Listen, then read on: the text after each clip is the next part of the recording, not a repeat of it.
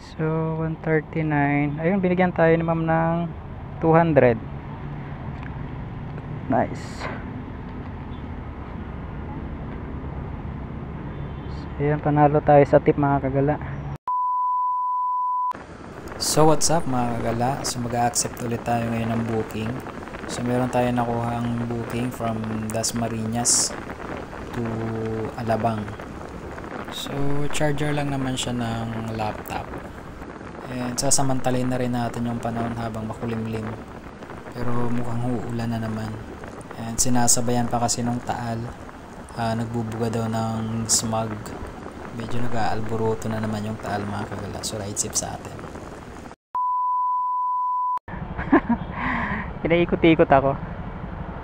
Dahil pa namang traffic enforcer. Ayan, meron tayong tip na 11 pesos. Kanina nasa 70 yung tip natin. Ito, binigyan tayo ng 100. Tapos may merienda pa, tubig saka biscuits. Sayang sarado yung naka-off yung camera ko kanina. Natawa sana kayo, paikot-ikot ako eh. Lalo na siguro kung magmakati tayo.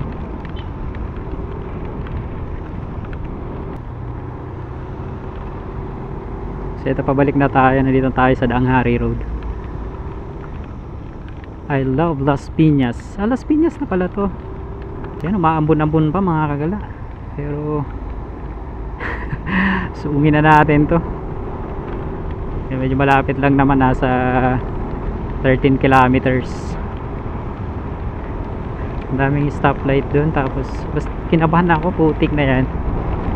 Paikot-ikot tayo. Nasa kabilang kalsada lang naman yung pick up point. Kaya lang nahihirapan ako maghanap ng U-turn kasi ang daming no U-turn.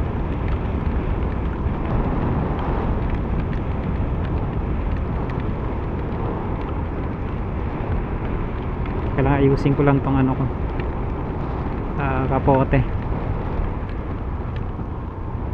Nasa medyo unahan.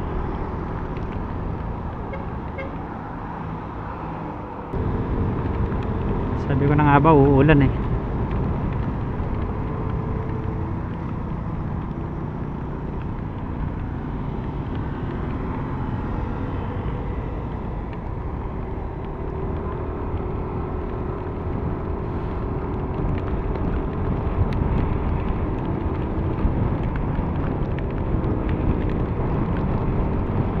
So nasa 24 kilometers. Buti yung ulan mga kagala, di naman siya malakas. Parang lang, ambon-ambon lang na ewan. Di naman masyadong nakakabasa. Pero asin ulan na rin. Kaya tuloy lang. Di bali mabasa yung natin. Wag lang yung katawan. So tuloy lang yung arangkada natin. Kasi ganun talaga ang buhay. Kahanap buhay tayo.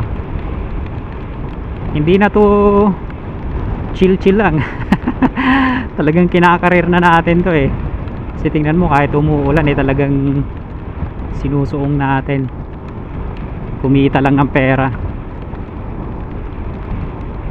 Kasi para sa akin mga kagala, napakahalaga ng bawat sintimo.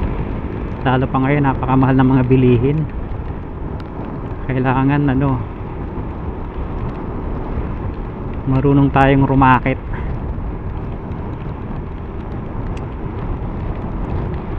Tiyaga lang talaga, sipag at tiyaga para meron tayong nilaga, di ba?